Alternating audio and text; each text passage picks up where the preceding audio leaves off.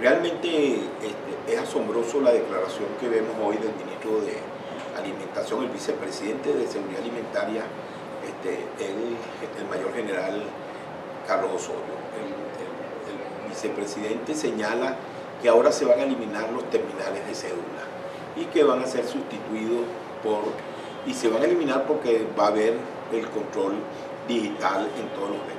Bueno, a la hora de la verdad, todo esto son medidas que se han venido tomando para seguir agrediendo aún más al consumidor en base a una situación que no es coyuntural, sino es estructural.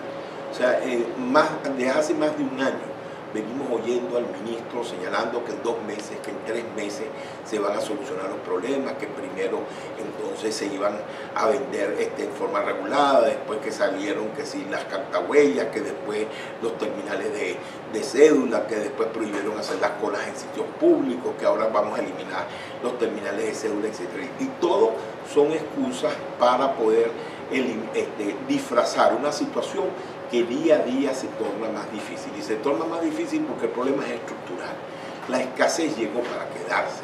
Y llegó para quedarse mientras el gobierno no restablezca la confianza en un sector productivo, empresarial, que pueda restituir los inventarios que se han destrozado, que se han eliminado a través de toda la cadena de abastecimiento. Y lo más importante, la confianza en un consumidor que no sale a hacer compras nerviosas, a comprar lo que vea, entendiendo que no sabe si lo va a conseguir el día siguiente. Y eso nada más se logra después que se logre un gran acuerdo nacional. Un acuerdo nacional entre el sector productor empresarial privado y el gobierno con un solo objetivo: satisfacer las necesidades de la población venezolana. El gobierno solo no puede garantizar el abastecimiento. El gobierno solo no puede ser el importador, no puede ser el procesador, no puede ser el distribuidor de los alimentos. ¿Por qué? Porque eso no es su naturaleza. El gobierno se ha puesto a hacer lo que no sabe hacer y ha dejado de hacer lo que debe hacer.